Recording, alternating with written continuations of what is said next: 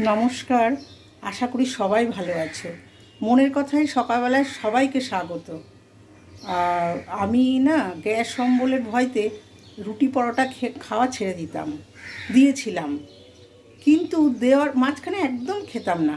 কিন্তু এখন রুটি পরোটা সব খাই, রাত্রেও রুটি খাই, আমার গ্যাস অম্বল হয় না। একটা নতুন রেসিপি কিনা জানি না, মানে আমার মতো রেসিপিতে আমি আটাটাকে মাখি। আজকে যেমন পরোটা করব, আটা ময়দা মিশিয়ে করব। পরোটার কী করে ময়দাটা মাখবো, ময়দা আর আটা মিশিয়ে কী করে মাখবো, সেটা আমি তোমাদের সাথে শেয়ার করব। আমার দৃঢ় বিশ্বাস, মানে আমার অভিজ্ঞতা বলছে, একবার তোমরা এইভাবে খেয়ে দেখো, রোজ এইভাবে আটা মেখে দেখো, রুটির আটাও এইভাবে মেখে দেখো, একদম গ্যাস অম্বল হবে না, একদম না। তাহলে দেখো আমি কীভাবে আটাটা মাখি। আমি না জলটাকে ফোটাবো না, গ্যাসটা জ্বালিয়ে দিয়েছি, জলটা জাস্ট উষ্ণ গরম হবে। জল যদি ফুটে যায় না, তাহলে আটাটা না মাখার সময় কিরকম কাদা কাদা মতো লাগে, আর রুটিটাও একদম বেশি সফট হয়ে যায়। অত সফট আবার ভালো লাগে না, রুটির মজাটাই থাকে না। তা আজকে আমি যেহেতু ময়দা মানে পরোটা করব, আমি পরোটা সবসময় আটা ময়দা মিশিয়ে করি। তা আজকে আমি যেহেতু পরোটা করব, ওই জন্য দেখো আমি কি করেছি, গ্যাসটা জ্বালিয়ে দিয়েছি। আজকে রেসিপিটা একটু অন্যরকম হবে, কারণ আমি একটু সাদা তেল দেবো, একটু চিনি দেবো, আর আটার দিনে আমি শুধু নুন দিই। এইভাবেই মাখি, আমার কখনো গ্যাস হয় না। আচ্ছা দেখো জলটা না উষ্ণ গরম হচ্ছে, ব্যাস আমি গ্যাসটাকে একদম কমিয়ে দিলাম, দিয়ে একটু সাদা তেল দিয়ে দিলাম, কারণ যেহেতু পরোটা বানাবো তো। একটু চিনি, হ্যাঁ, লবণ, আমি আটা মাখলে শুধু লবণ দিই, ব্যাস।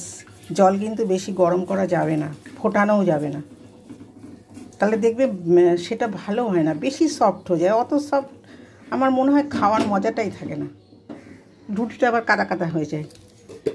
অনেকে রুটি ধুয়ে খায়, কখনোই উচিত না, তাহলে ফাইবারটা বেরিয়ে যাচ্ছে না, কনস্টিপেশনের দোষ হবে। তাহলে গ্যাস কিন্তু একদম কমিয়ে রেখেছি, এটা আমি হাত দিতে পারছি, উষ্ণ গরম, ঠিক আছে।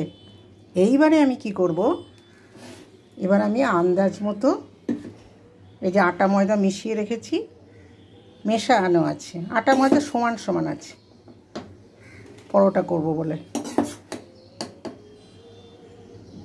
এবার আমি গ্যাসটাকে অফ করে দিই।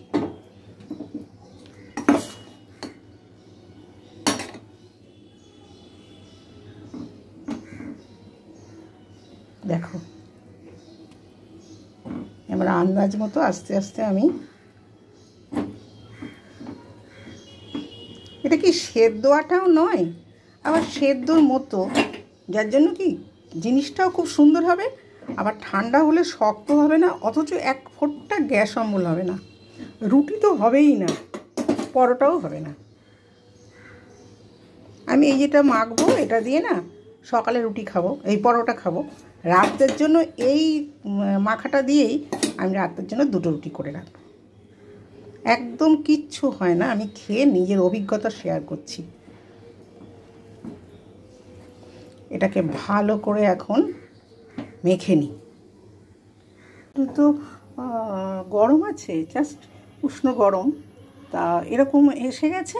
আমি এবার একটু ঠান্ডা করে নিই, হ্যাঁ, একটু একদম ঠান্ডা হয়ে যাবে, তখন ঠেসে ঠেসে আমি মানে পরোটার গুটিগুলো বানিয়ে নেব, ঠিক আছে। এরকম ঠান্ডা হোক, আমার হাত দিয়ে মাখতেও হলো না, মাখাতে হয়েই গেল। তারপরে একটু হাতটা ধুয়ে ভালো করে ঠেসে নেব। আমার বিশ্বাস তোমরা যারা রুটি খেলে মানে সহ্য করতে পারো না, গ্যাস অম্বলের প্রবলেমে ভোগো, তারা না এইভাবে একবার খেয়ে দেখো, আমার বিশ্বাস কিচ্ছু হবে না, ভীষণ সফট হবে এবং হজম হতেও খুব সাহায্য করবে।